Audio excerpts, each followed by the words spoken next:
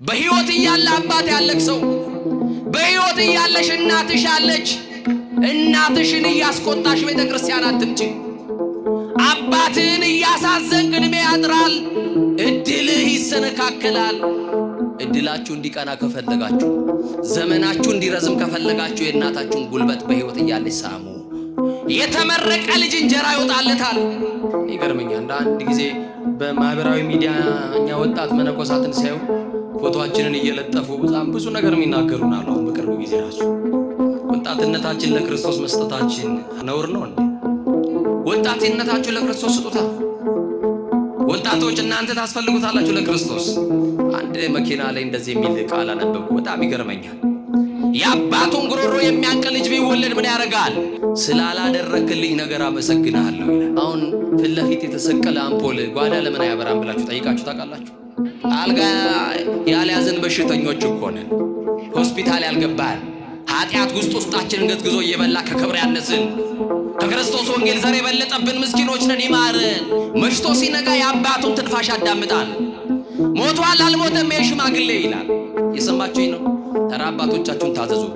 ሲሞላልን ሳይነጋ በራችንን የሚያንኳኩ እያለን በቁልምጫ ቃል የሚጠሩን በሰው መካከል ሳቃቸው ሳይመጣ እያስመሰሉ የሚስቁልን ሳንቲም ስናጣ ማጣት ስንጀምር ልብሳችን መቆሸሽ ሲጀምር ሁሉ አጀብ ይበተናል። በመከራ ቀን አብሮህ የሆነው ማን ነው? ንገሩኝ በማርያም። የልጅ ቁጥር ቤታችሁን ቢሞላው አንዱም ግን በእግዚአብሔር ዓይን ካልታየ የልጅ ጥቅሙ ምንድነው? ኑ በሉ። በጣም ብዙ ህዝብ ነው ያለው። ሲኑ በሉ፣ ግድ የላችሁ። ኑ ከጥላዬ በታች ተጠጉ። አባቶቻችን ነገርን ከስሩ ውሃንም ከጥሩ እንዲሉ መጽሐፈ መሳፍንት ምዕራፍ 9 ቁጥር 1 ጀምራችሁ ስታነቡ ይሩበአል የተባለ ንጉሥ እንደነበረ ቅዱስ መጽሐፍ ይነግረናል። ይሩበአል ሽማግሌ ነው። አቤሜሌክና ኢዮአታም የተባሉ ሁለት ወንድ ልጆች ነበሩት። አቤሜሌክ እግዚአብሔርን የማይፈራ አቤሜሌክ አባቱን የማያከብር ልጅ ነበረ። ወገኖቼ ቤታችሁን ልጅ በልጅ ቢሆን በልጅ ተባርከናል ብላችሁ በምታስቡት ልክ የልጅ ቁጥር ቤታችሁን ቢሞላው አንዱም ግን በእግዚአብሔር ዓይን ካልታየ የልጅ ጥቅሙ ምንድነው? መውለድ ምንድነው? በወለዳችሁት ልጆች ማትባረኩ ከሆነ በወለዳችሁት ልጆች ማረፍ ማትችሉ ከሆነ ምንድነው ልጅ?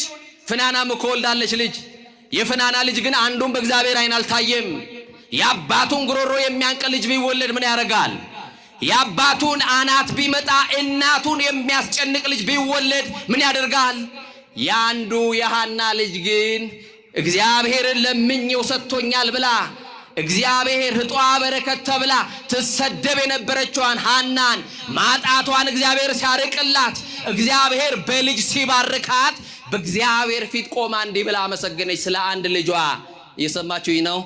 መካኒቱ 7 ወለደች አለች። ስንት ወለደች? አንድ ሳሙኤል ይዛ እሷ 7 ወለድኩ አለች። ለካ ከተባረከ አንዱ 7 ነው። ምንድነው አባቶቻችን የሚሉ? 10 ቢወለድ 10 ነው ጉዱ። ከተባረከ ይበቃል አንዱ። ልጆቻችሁን ይባርክላችሁ። የወለዳችኋቸው ልጆች አድገው እናንተን የሚጦሩ እናቴ አባቴ ብለው የሚታዘዙ ልጆች ይስጧችሁ። ወገኖቼ አቤሜሌክ ለምንድን ነው ለአባቱ ያልታዘዘው ካልን ሽማግሌው አይኖቹ ማየት አቅቶት አባቱ ወገቡ ጎብጦ በዙፋኑ ላይ ተቀምጧል። እሱ የአባቱ ወራሽ ነው፣ ልዑል ነው። አባቱ እስኪሞት እንኳን መጠበቅ አልቻለም። የአባቱን ውድቀት ፈለገ። የቤተ መንግስቱን የአበባ ምንጣፉ ላይ መቀመጥ ናፈቀ። አሁንም ያለው እኮ አቤሜሌክ ቤተ መንግስት ውስጥ ነው። ግን አባቱ እንዴት እንደሚሞት ጠዋትና ማታ ያስባል። ዛሬ ጠዋትና ማታ ክፋት የሚያስቡ ሰዎች አሉ። መሽቶ እስኪነጋ መቼ ነው ምጥለው የሚሉ ካልጣሉ እንቅልፍ የማይወስዳቸው ገለውም የማይረኩ ክፉ ሰዎች ተፈጥረዋል። ኧረ እግዚአብሔር ደጎች ያድርገን። የገሌን ነገር ያሳየኝ የሚሉ እንቅፋት የሚያስቀምጡ በኑሯችሁ በር ላይ የተቀመጠው እንቅፋት ማን አነሳላችሁ ይሆን? ወገኖቼ ደና ሰው አለ፣ ደና ጎረቤት አለ፣ ደና ጓደኛ አለ። ጓደኛ ጉደኛ በሆነበት ዘመን ማን አላው ሚስጥር የሚካፈል? ሰው ሁሉ ከማን ጋር ይኖራል እኮ ብሎ በሩን ዘግቶ ተቀምጧል። በራችንን ተዘግተን እያለ ግን ደጆች ተዘግተው ሳለ ኢየሱስ መጣ ይላል አይደል? በተዘጋው ጎጆአችሁ እሱ ይምጣላችሁ። የሕይወታችሁ ጥጋብ፣ የቤታችሁ ሙላት፣ ደስታችሁ ክርስቶስ ነው ወገኖቼ። ገንዘብ ማረፊያ አይሆንም። ይሆናል ወይ? ስልጣን ማረፊያ ይሆናል ወይ? ብዙ የሰበሰብነው አሳርፎናል ወይ? አያሳርፍም ወገኖቼ። ይገርማችኋል፣ ነጋዴ ይከስራል። ለሰርግ ያስቀመጥነው ለለቅሶ ይሆናል። ለዓመት ብለን የሰበሰብነው በዕለት ይበተናል ወገኖቼ። ታዲያ ማን እንጠጋ ካልን ኑ ተጠጉኝ ይላል እግዚአብሔር። እኔ ላይ እረፉ። ስለተጨነቃችሁ አይደለም። ጣራ እየቆጠራችሁ የምታድሩበትን ሌሊት ታውቃላችሁ። የትኛው ሌሊት ላይ ነው በሰላም የተኛ ነው? ብዙ የምንጨነቅበት ጉዳይ አለ። የአበባ ምንጣፍ ላይ ተኝተን እንቅልፍ የለንም። የተንጣለለ ቪላ ውስጥ እየኖርን የጎጆ ያክል አልሞቀንም። ለብሰን ይበርደናል፣ እየበላን ይርበናል፣ ጠጥተን ይጠማናል ወገኖቼ። ጎተራም ይጎድላል፣ ባለጸጋም ይደህያል፣ ነጋዴም ይከስራል። እግዚአብሔርን የተጠጋ ግን ለዘላለም ይኖራል። ማን የተጠጋ? ዳዊት እንዲህ አለ፣ አንተሰ ምስካዬ አንተ ግን አለ መጠጊያዬ ነህ። ወገኖቼ ስልጣናችሁን አትጠጉ፣ ዘመዳችሁን አትጠጉ። አስደግፎ ትቶ ይሄዳል ወዳጅ። ስሞ ማይነክሰው መድኃኔዓለምን ተጠጉ። ወዶ ማይጠላውን መድኃኔዓለምን ተጠጉ። በበረሃ ጓዳችሁ እሱ መድኃኔዓለምን ያዙ። ኪሳችን ሲጎድል ፈላጊ የለንም። ሲሞላልን ሳይነጋ በራችንን የሚያንኳኩ እያለን በቁልምጫ ቃል የሚጠሩን በሰው መካከል ሳቃቸው ሳይመጣ እያስመሰሉ የሚስቁልን ሳንቲም ስናጣ ማጣት ስንጀምር ልብሳችን መቆሸሽ ሲጀምር ሁሉ አጀብ ይበተናል። በመከራ ቀን አብሮክ የሆነው ማን ነው? ንገሩኝ በማርያም። ኢዮአታም እና አቤሜሌክ በአንድ ቤት ውስጥ አባታቸውን ይታዘዛሉ። መሽቶ ሲነጋ የአባቱን ትንፋሽ ያዳምጣል። ሞቷል አልሞተም ይሄ ሽማግሌ ይላል። የሰማችሁኝ ነው? ኧረ አባቶቻችሁን ታዘዙ። በሕይወት እያለ አባት ያለክ ሰው፣ በሕይወት እያለሽ እናትሽ አለች። እናትሽን እያስቆጣሽ ቤተ ክርስቲያን አትምጪ። አባትን እያሳዘንክ ዕድሜ ያጥራል፣ እድልህ ይሰነካከላል። እድላችሁ እንዲቀና ከፈለጋችሁ፣ ዘመናችሁ እንዲረዝም ከፈለጋችሁ የእናታችሁን ጉልበት በሕይወት እያለች ሳሙ። የተመረቀ ልጅ እንጀራ ይወጣለታል። የአባቱን እርቃን አይቶ እንደተረገመው እንደ ኖህ ልጆች እንዳትሆኑ። የአባቱን ውድቀት ፈለገ ልጅ። እንዴት ያለ አጋንንት ቢሰፍርብን ነው ዛሬ እንደዚህ ክፉዎች ይሆን ነው? እንዴት ክፉዎች ብንሆን ነው? እርቃን መግለጣችን ሳያንስ የገለጥነውን እርቃን ለዓለም የምናሳይ ጉዶች ይሆን ነው? ኧረ እግዚአብሔር ይማረን። አሜን በሉ እንጂ። አልጋ ያልያዝን በሽተኞች እኮ ነን። ሆስፒታል ያልገባን ኃጢአት ውስጣችንን ገዝግዞ እየበላ ከክብር ያነስን ከክርስቶስ ወንጌል ዘር የበለጠብን ምስኪኖች ነን። ይማረን። ደግፎ ያነቃን ማን ነው? ወተን ለመግባታችን የማን እርዳታ ነው? ተኝተን ለመነሳታችን ማን ሲያግዘን ነው? እንደዛ ባይሆንማ የእግዚአብሔር ረድኤትና ገዛ በእኛ ጋር ባይሆን ኖሮ የገዛ ምራቃችን ጠላት ሆኖ እኮ ይገለን ይችላል። የጠቀለልከውን እንጀራ ለማላመጥ ያላመጥነውን እንጀራ ለመዋጥ እግዚአብሔር ሲረዳ ነው። ሲረዳ እና የምናመሰግንበት ነገር በጣም ብዙ ነው። ሐዋርያው ቅዱስ ጳውሎስ እንደነገረን አይኩትም ወበንተ ኩሉ ብሎናል። በሁሉ አመስግኑ። በምን አመስግኑ? ዛሬ በጉድለታችን እንድናመሰግነው እሱ ይርዳል። በጎደለን ነገር ላይ ተመስገን እንድንለው። ጤናው ከጎደለብሽ ተመስገን በዩ። ጣራ እየቆጠርሽ ያደርሽበትን ሌሊት ታዩ። እንዲህ ከመከራችን ጋር የምንኖረው ማን ስላለን ነው? እንዲህ በችግር ውስጥ የምንኖረው ማን ስላለ ነው? እስቲ ንገሩኝ። እንጀራ የምንበላው ማን ስላለ ነው? ዲግሪ ስላለክ፣ ሰርቲፋይ ስለሆንክ ማን ስላለ ነው? ወግዚኦ መጋቤ ኩሉ በለዋ። አዎ አቤቱ የሁሉ መጋቢ ነህ። እንጀራ የተጋገረው ከሰማይ ነው። ማንም ሰፍሮ እንጀራ አላበላሽም። ያንተ እድል ያንተ እንጀራ ያለው እግዚአብሔር ጋር ነው። ለዚህ እኮ ነው ዳዊት እግዚአብሔር አለ እድል ፈንታዬ ነው ይላል። ምን ነው በሉ እንጂ ወገኖቼ። አባት ያዘነበት ልጅ እድሜ የለው አለው? ንገሩኝ። የለውም። የአባቱን ሞት ተመኝቶ በዘመነ መሳፍንት አንድ ንጉስ ሲሆን ወደ ቤተ መንግስት ሲገባ የአባቱን ወገን ነው ቤተ መንግስት ይዞ የሚገባው። የእናት ወገኖች ደግሞ ከቤተ መንግስት ውጪ ነው የሚኖሩት። ከቤተ መንግስት ውጪ የሚኖሩትን 70 የእናቱን ቤተሰቦች ምርጫ ሊቀሰቅስ እኔን ንጉስ አርጉኝ ብሎ ቲፎዞ ለመሰብሰብ ተነሳና ሄደ ወደ ሰቂማ። አሁን ፊት ለፊት የተሰቀለ አምፖል ጓዳ ለምን አያበራም ብላችሁ ጠይቃችሁ ታውቃላችሁ? ጠይቃችኋል? አምፖል ነው፣ ብርሃን አለው። ምን አለበት ክፉ ባይሆን? ምን አለ ጓዳ የሰቀልነው አምፖል ፊት ለፊት ቢያበራልን ብላችሁ አልጠይቃችሁ? እንዳያበራ የከለለው አጥር አለ አይደል? ከክልላቸው ውጪ ወጥተው ማብራት የማይችሉ ሰዎች አሉ። ለራሳቸው ወገን ብቻ መብራት የሚሆኑ ለምንድን ነው እንዳያበሩ ካሉ የተጋረደባቸው የዘረኝነት አጥር ስላለ እሱን መድኃኔዓለም ያፍርስልኝ። ምስራቅና ምዕራብ የሚያባብለው መንፈስ፣ ቆላና ደጋ የሚያቆጣጥረውን መንፈስ መድኃኔዓለም ይሄንን የዘረኝነትን መንፈስ፣ ይሄንን ኮተትና ትብታብ ለዚህ ትውልድ የማይመጥን ወንጌል ለሚሰማ ሕዝብ ወንጌል ለገባው ክርስቲያን የማይመጥን ነው ዘረኝነት። መድኃኔዓለም ጠቅልሎ ከምድራችን ላይ ያርቅልን። እና በጣም ይገርማቸዋል። አቤሜሌክ ዘራቸውን በጣም እየሳበ ያጥንታችሁ ፍላጭ የስጋችሁ ቁራጭ ብሎ በጣም ሴንሲቲቭ የሆነ ፓርቱን አውቋል። ነካቸው። መቼም ሰው በተነካበት አይደል የሚጮኸው? አይደለ እንዴ? አዎ።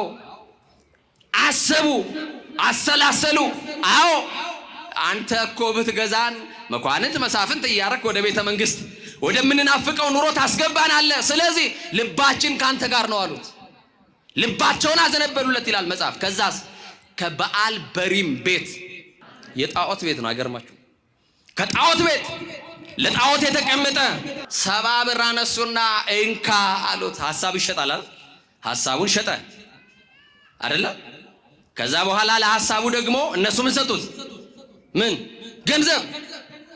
ምርጫ ቀሰቀሰ፣ በጀት ይዞ መጣ። 70 ብር። ያ ብር ጤነኛ ብር አይደለም፣ ጤናማ ብር አይደለም። ምናልባት እኛን እያባላ ያለ የጣዖት ብር ከሆነ እግዚአብሔር ያርቅልን። አዎ ለገንዘብ ብለን ወንድማችን እየሸጥን አይደል? ዛሬ ገንዘብ አልበለጠብንም? እናት አባት የሚየል ልጅ በገንዘብ አልለወጥንም፣ አልረሳንም። ገበያ ቁጭ ብላ ጉልት ቸርችራ በማዲያት ተጠብሳ ያሳደገችንን እናታችንን ገንዘብ ስናጣ እናቴ ናት ብለን እንኳን ለጓደኞቻችን ማስተዋወቅ አላፈርንም ይሆን? ኧረ ማፈሪያዎች እኮ ነን። ማምላክ የተጎሳቆለችዋን ዛሬ ለምንበላው ጥሩ እንጀራ፣ ዛሬ ለደረስንበት ስኬት ለምንለው ለያዝነው ቆርቆሮ ለምንኖርበት ተራ ቤት ምክንያት የሆነችንን እናት ያፈርንባት ሰዎች አለን። እግዚአብሔር ወደ ልባችን ይመልሰን። እና አቤሜሌክ 70 ብር ይዞ በ70 ብር ይላል 70 ወሮ በሎችን ቀጠረበታል። ስንት ብር ደረሳቸው? ሂሳብ የሚችል 10 ይላል። 70 ብር በ70 ሰው በ70 ብር ተቀጥሮ ሂሳብ በመስኮት ነው እንዴ ተማራችሁት? ስንት ብር?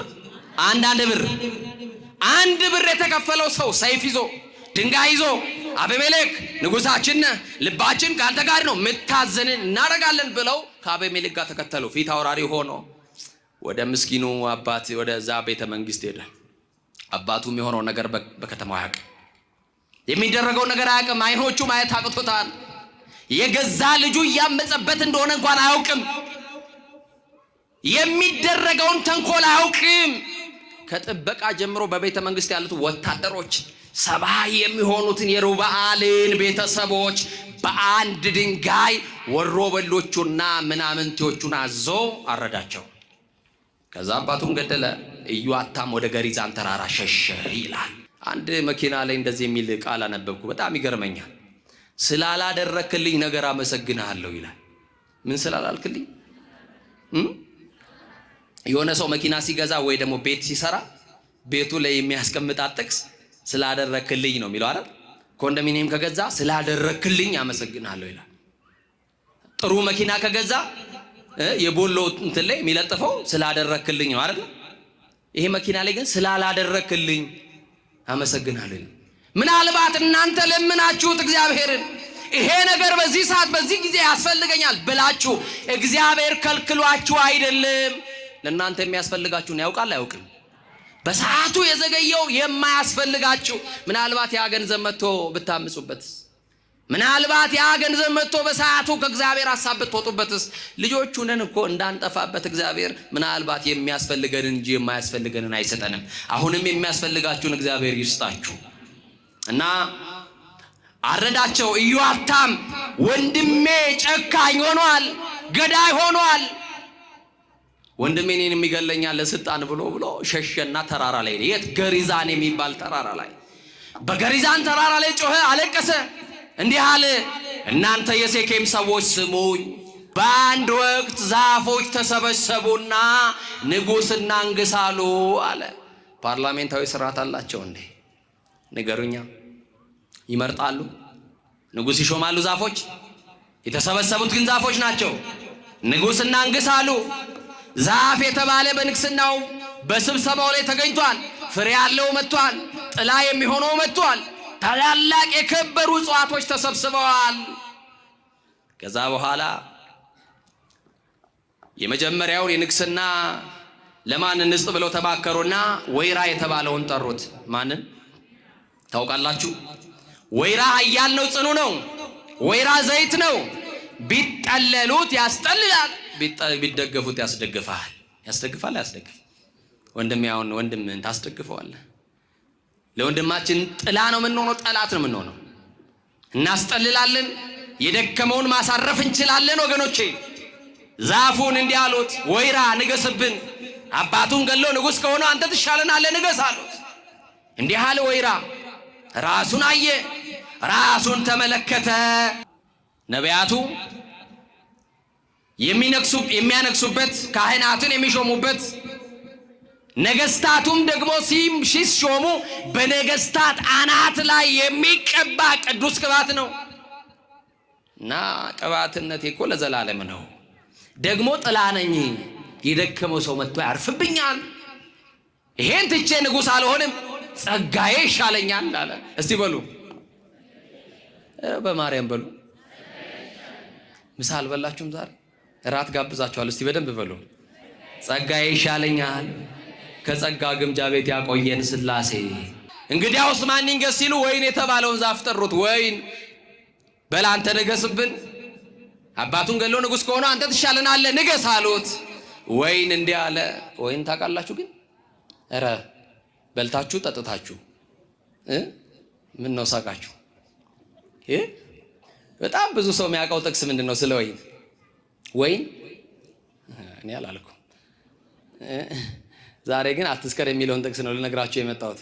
እና ወይን በነገስታት ፊት ለፊት በክብር የሚቀመጥ ፍሬ፣ ጣፋጭ ፍሬ ያለው ምግብ ነው አይደለም? ቢጠጡት ደግሞ የሰውን ልብ ደስ የሚያሰኝ መጠጥ ነው።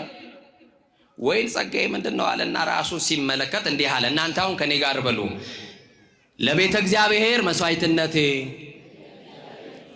ለሰው ትፍስሕት መሆኔን፣ የሰውን ልብ ደስ ማሰኘቴን ትቼ ንጉሥ አልሆንም፣ ይቅርብኝ፣ ጸጋዬ ይሻለኛል አለ። ከዛ በኋላ ማን ይንገስ ታዲያ? በለስን ጠሩት። ታውቃላችሁ በለስ? በለስ ጣፋጭ ምግብ ነው። በለስ ንገስብን ሲሉት እንደ ወይራው እንደ ወይኑ ጸጋውን ሲያይ ጣፋጭ ምግብ ነው። ምግብነቴን ትቼ ንግስና ይቅርብኝ፣ ጸጋዬ ይሻለኛል አለ። ምንም ጸጋ የሌለው ቢደገፉት የማያስደግፍ ቢጠለሉት የማያስጠልል ልክ እንደ ዛሬ ወዳጅ እሾህ የተባለ ስብሰባ ውስጥ ተገኝቶ ነበር። እሾህ ግን ምን ይሰራል?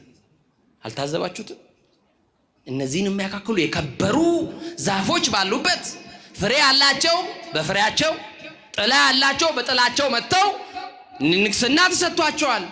ጥላ የሌለው የሚያደማ የሚዋጋ ዛሬ እንዲህ ነው የገጠመን። እናስደግፋለን ይላሉ፣ ስንደግፋቸው ያደማሉ፣ ይዋጋሉ። ባል ለሚስቱ እሾህ ሆኗል። ሲወጣ ሲገባ በነገር የሚያደማ እሾህ፣ ስትወጣ ስትገባ በነገር የምታደማ እሾህ ሆናለች። እንዲህ ያለው መርዝ እግዚአብሔር ከትውልዱ ላይ ይንቀልልን እና በቃ ያለው እድል እሾህ ላይ ነው። እንደው ይገርማል እኮ አንዳንድ እድል ይገርማል አይደል? እድል ይገርማል። እሾህ ንገስ አሉት። ኤክስፔክት አላደረገም። እኔ ንጉሥ፣ እኔ እርግጠኛ ናችሁ እኔ ሊል ይችላል አይደል? ንጉሱን አሉት፣ ንገስብን አሉት። ምን አለው ጸጋ የሚመካበት? እሾህ እንዲህ አለ በጣም በትዕቢት ታነግሱኝ ከሆነ ንጉሱን ብላችሁ ፈቅዳችሁ ከሆነ ከዶግ እሳት ይውጣ፣ የሊባኖስን ዝግባ ይብላ፣ እሳት ከኔ ይውጣ ያቃጥል እያለ በትዕቢት ተናግሮ እንዲህ አለ። ንዑ አጽልሉ ታሕተ ጽላሎቴ አላቸው። ኑ ከጥላይ በታች ተጠለሉ አላቸው። እሾህ ጥላ አለው እንዴ? አለው ጥላ የለውም። እሾህ የተባለው አቤሜሌክ ነው። ኑ መኳንንት መሳፍንት አረጋችኋለሁ ያጥንታችሁ ፍላጭ የሥጋችሁ ቁራጭ ብሎ ሰባ የሆነውን የእናቱን ቤተሰብ ቀስቅሶ ቤተ መንግሥት አስገብቶ አምነውት ቢደገፉት ስሁታን አርጓቸዋል። ዘመዳችን ወገናችን ብለው ተደግፈው ተዳምቶ አድምቷቸዋል፣ ወቅቷቸዋል። እሾህ በከተማው ላይ ነገሰ። ለ3 ዓመት ሴኬምን አስጨነቀ። የሴኬም ሰዎች የእናቱን ወገኖች ሳይቀር አስጨንቆ ገዛ። አቤሜሌክ ኢዮአታም ግን በገሪዛን ተራራ ላይ ማልቀስ ጀመረ። ከ3 ዓመት በኋላ የኢዮአታምን ለቅሶ እግዚአብሔር ሰማ። እግዚአብሔር የአባቶቻችንን ጸሎት ይስማ። እንደ እሾህ የሚያደሙ ደግሞ የሚዋጉትን መድኃኔዓለም ይንቀልልና። አንዳንድ ጊዜ ሰው በነገር ሲያደማችሁ ምንድን ነው የምትሉት? እገሌ እኮ እሾህ ነው ትላላችሁ አይደል? በተለይ ደግሞ ጭቃ ውስጥ ያለ እሾህ እኮ አይታወቅም። ሲያደማ ሲወጋ ነው የሚታወቀው። ያ የወጋችሁን ደግሞ እግራችሁ ውስጥ ያለው ምን ታደርጉታላችሁ? ትነቅሉታላችሁ። እሾህ የሆነብንን ነገር ሁሉ እግዚአብሔር ይንቀልልን እና እሾህ የተባለው ትዕቢተኛው አቤሜሌክ ነው። ማን ነው? እግዚአብሔር እንዲህ ይላል፣ ለትሑታን ጸጋን ይሰጣል ይላል ሐዋርያው ቅዱስ ያዕቆብ። ለማን? ለትሑታን ጸጋን ይሰጣል፣ ትዕቢተኞችን ግን ያዋርዳቸዋል ተብሎ ተጽፏል። ምኖችን? በአንድ ገዳም አንድ አባት ወደ አበምኔቱ መጡና እንዲህ አሉ፣ አባቴ ከፍቶኛል፣ እያለቀስኩ ነው እንደሚያዩኝ። ከዚህ ገዳም ካሉ መነኮሳት መካከል ምንም ጸጋ ትሩፋት የሌለኝ ደካማው ሰው እኔ ነኝ። እያችሁ አሁን ዛሬ ሰው የራሱን ድካም የሚገልጥበት ነው፣ የሰው ነውር የሚገልጥበት ዘመን ነው። ንገሩኝ እስቲ በማርያም ንገሩኛ። የሰው እና አባቴ እኔ ብቻ ነኝና እባክዎት ይጸልዩልኝ እያለ አለቀሰ። ከዛ ቀጠልና እንዲህ አለ፣ አባዬ አይተዋል የአባ ገሌን ጸጋ? አቤት ማስታረቅ ሲችሉ፣ አቤት ደግሞ ማስተማር ሲችሉ፣ አቤት የተሰጣቸው የጸሎት ጸጋ የትሩፋታቸው እያለ የወንድሞቹን ጸጋ ዘረዘረና አወራ። አሁን የወንድሞቻችንን መልካም ነገር እናወራለን፣ የወንድማችንን ጸጋ እናወራለን። እንደው አንዱ በአንዱ አገልጋዩን ጸጋ እንኳን አያደንቅም። ያዝናለሁ እኔ። እንደው አንዱ አገልጋይ አንዱን አገልጋይ እኮ ጸጋ ማድነቅ ማለት እኮ የጸጋው ባለቤት እግዚአብሔርን ማመስገን ነው አይደለም እንዴ? አዎ አንመሰጋገን እና እኛ አባት በጣም ይገርማሉ። አባ ገሌን ይዋችሁ ታጋሽ ናቸው፣ አባ ገሌን ይዋችሁ ጸባይኛ ናቸው እያሉ የወንድሞቻቸውን ጸጋ እኔ የለኝም ደሃ ነኝ ምስኪን ነኝ ብለው ራሳቸውን በትህትና አቀረቡ እና በምኔቱ አይዞ ጸልይ ብለው አሰናበቱት። እሳቸው ከወጡ በኋላ አብረዋቸው ለነበሩ መነኮሳት እንዲህ አሏቸው፣ ይህ መነኩሴ በዚህ ገዳም ከሁሉ የሚበልጥ ጸጋ ተሰጥቶታል። የሰማችሁ ነው።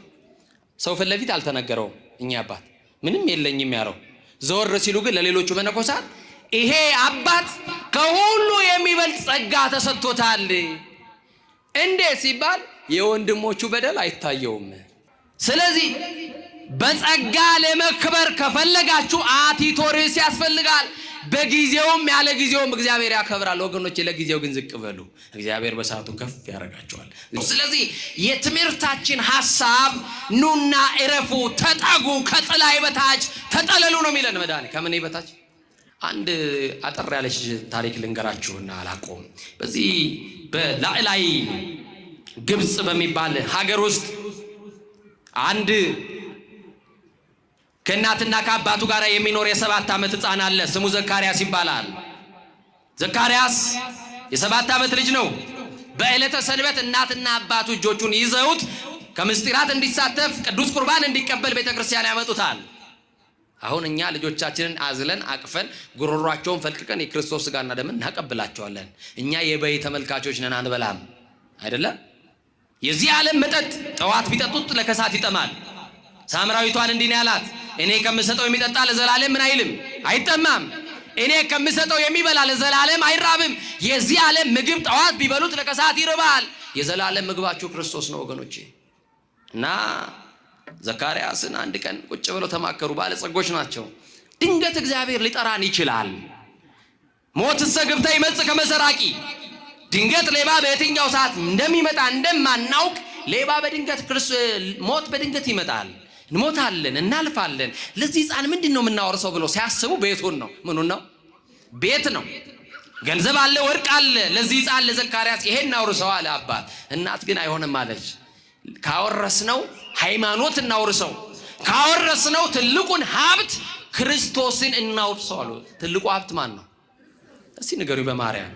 ክርስቶስ ትልቁ ሀብታችሁ እሱ ነው። አያችሁ፣ እንደው አሁን አባትህ ባለጸጋ ሆኖ ድርሻ ትጠብቃለህ የሆነ ጊዜ አይደል? አባዬ እኔ ስራ መስራት ፈልጋለሁ፣ በቃ ተምሬያለሁ፣ ዲግሪ ያለኝ የሆነ ነገር ደርሻለሁ፣ ራሴን አውቃለሁ፣ በቃ ከሚገባኝ ስጠኝ ልትለው ትችላለህ አይደል? አካፍለኝ። ይሄ ልጅ ሀብት ንብረት ካሉት ከባለጸጋ ቤት ተወልዶ የምናወርስ ሳንቲም የለም። ቤቱን ብናወርስብህ ይሄ ቤት ይፈርሳል። ይፈርሳል አይፈርስም? ይሄ ዓለም ያልፋል። የሚያልፈውን ሳይሆን የማያልፈውን ክርስቶስን እንሰጥሃለን አሉትና እጆቹን ይዘው ወደ ገዳም ወሰዱት። ነጭ አልብሰው አበምኔቱ ጋር ተቃቆሙት። አባታችን ዛሬ የመጣ ነው ለቅዱስ ቁርባን አይደለም፣ ትልቅ ስጦታ ልንሰጥ ነው ለቤተ ክርስቲያን አሉ። ልጆቼ ማስጦታዎች ናቸው። እግዚአብሔር የሰጠንን ግን ለእግዚአብሔር እንሰጣለን ነው? አንሰጥም። ልጆች እግዚአብሔር ስጦታዎች ናቸው። ይሄ ዘካርያስ አንድ ብቻ ልጃችን ነው። የዓይናችን ማረፊያ የልባችን ተስፋ ነው።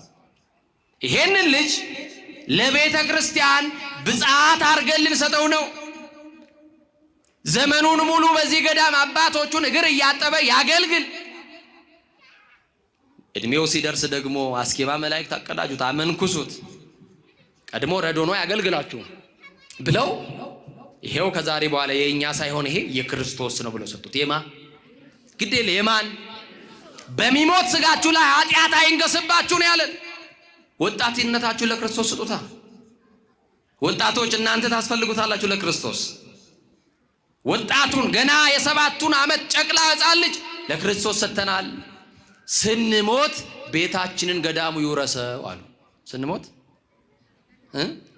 ገዳሙ ይውረሰው። ይሄ ልጅ ግን ከዛሬ በኋላ የኛ አይደለም የክርስቶስ ነው ብለው የመጨረሻውን ስንብት እንሰነባበት። ዘካርያስ አንተን ለክርስቶስ ሰጥተናል፣ ይከፋል አሉት። ኧረ ደስተኛ ነኝ አለ ሐዋርያው ቅዱስ ጳውሎስ። ሁልጊዜ በማን ደስ ይበላችሁ ነው ያለ? በማን? በክርስቶስ።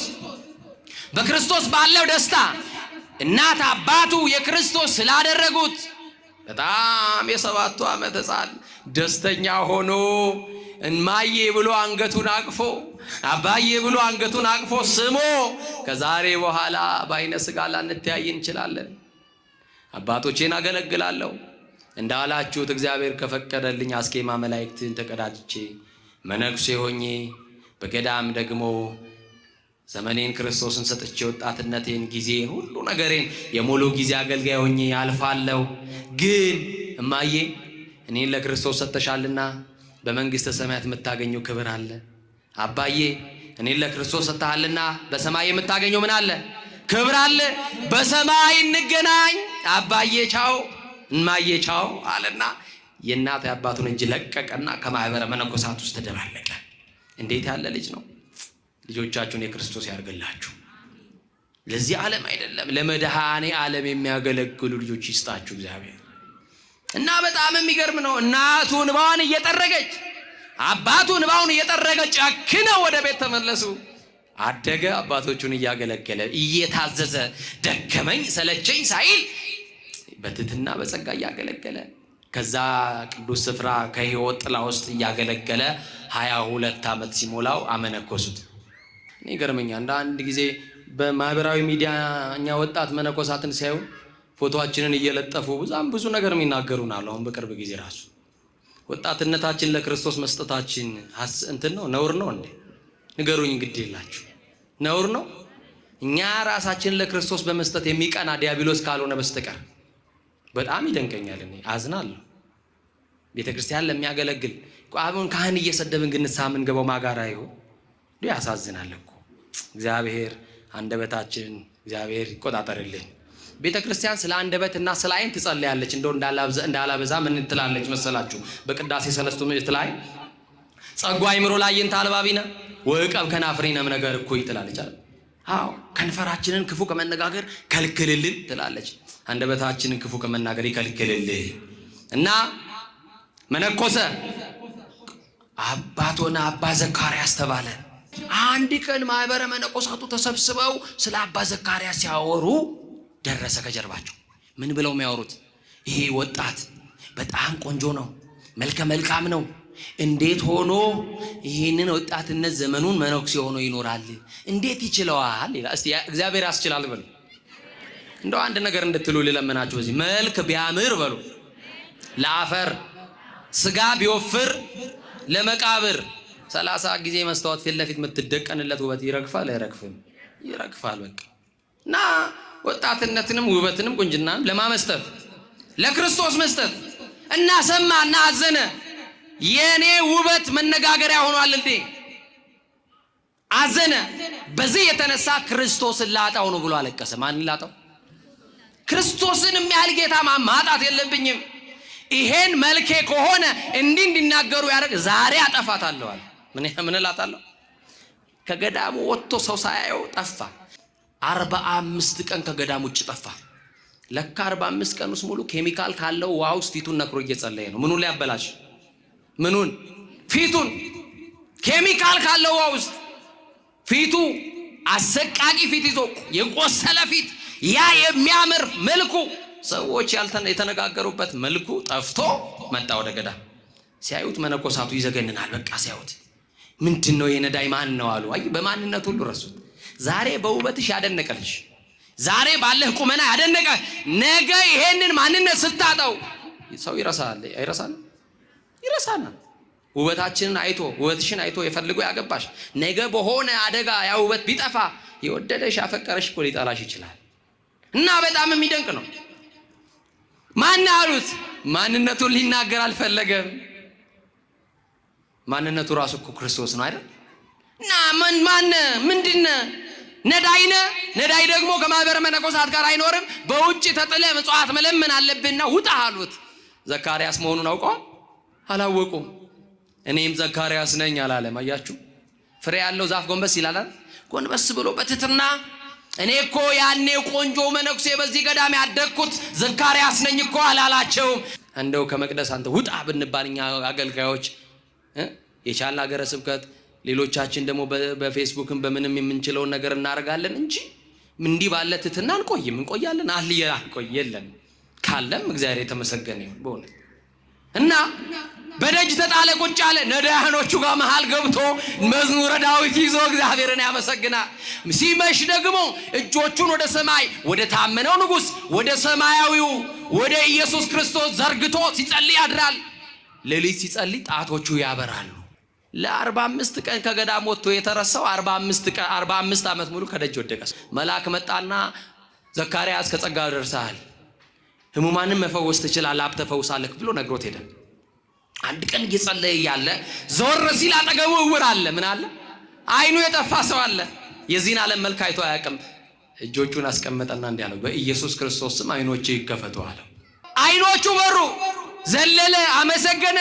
የዚህን ዓለም መልክ ማያይ ሰው በክርስቶስ አይኖቼ በሩ ብሎ ስለ አይኑ መብራት ሲያመሰግን አባ ዘካርያስ እንዲህ አለው። እግሩ ላይ ወደቀና አባቴ እንዳትነግርብኝ ጸጋዬ እንዳይታወቅ በአባ እንጦንስ በአባ መቃርስ በኢየሱስ ክርስቶስም ለምኜሃለሁ።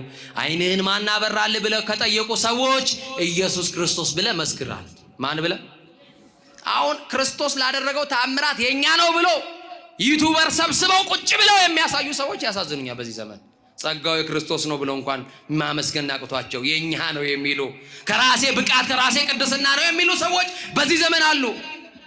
እና በጣም የሚደንቅ ነው። ጸጋው ግን የማን ነው? አሁን እኔ እዚህ መካከል እንደው መቼም እግዚአብሔር የልቤን አይቶ አይሰጠኝም። ይሄንንም ጸጋ ቢሰጠኝም ማረግበትን እሱ ያውቀዋልና እንደው የሆነ ታምር ብሰራ የሆነ ህሙማን ብፈውስ በሁለተኛው ቀን ማስታወቂያ ነው የምሰራው አይደለም። አድራሻዬ እዚህ ነው ኑ እላችኋለሁ እንጂ ጸጋው የክርስቶስ ነው ክብሩን እሱ ይውሰድ እላለሁ። ክርስትናችን እየደበዘዘ ነው። እግዚአብሔር ይድረስልን በእውነቱ። እና በጣም የሚደንቅ ነው። ለሰው እንዳነግርልኝ ብሎ አስምሎት ሄደ። ሰዎች አንተ ዕውሯን ነበርክ፣ ምጽዋት የምትለምኗን ነበርክ፣ አይንህን ማን አበራ ሲሉት ማን ይላል? መስክሯ በማርያም ኢየሱስ ክርስቶስ የማርያም ልጅ አይኔን አበራ ብሎ በሀገሩ ሁሉ በሱ አይን መብራት ምክንያት ብዙ ሰዎች ወደ ህይወት ተጨመሩ። ብዙ ሰዎችን ሰበካቸው። የሰማችሁኝ ነው? አይ እኔ ነኝ ቢል ኖሮ እሱም ከጸጋ ይጎድል ነበር፣ ያለውን ጸጋ ይነጠቅ ነበር። ከዛ በሁለተኛው ቀን ጆሮ አበራ፣ ጆሮ ፈወሰ፣ ጆሮ ማይሰማውን። በሌላ ቀን ለምጻ ነጻ፣ ሽባ ተረተረ። አንድ ቀን ቁጭ ብሎ ሲጸልይ ለካ አጠገቡ የነበረው ምጽዋት የሚቀበለው ነዳይ ሞቶ አድሮ ነበር። እና ዳ መቼም ሲኖር አያምርበት ሲሞት አያምርበት። ቀብሩ ለቅሶ ምኑ ያምራል? ምኑ ያምራል? መብራን ቀባሪ ያለው ዳ ወይ ያሞተ በቃ ይሄ ነው። በቃ ኢትዮጵያን ፈርስቴል የምትባላለች አይደል? እና በቃ እቺ ነች፣ ሌላ ምንም የለም። እና ሲሰሙ ማን ይገንዘው? ደሃ ነው፣ ሰውነቱን ውሃ ነክቶት አያውቅም ብለው ተጸየፉት።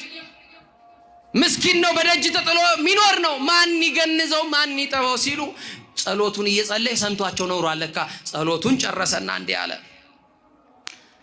እኔ ገንዘዋለሁ፣ እኔ አጥበዋለሁ አለ። ለደሃ መራራት እኮ በጣም ትልቅ ጽድቅ ነው፣ ትልቅ በረከት ነው። አሁን ታክሲ ውስጥ እንኳን ልብሱ ቆሸሽ ያለ ሰው አጠገባችን እንዲቀመጥ አልፈልግም።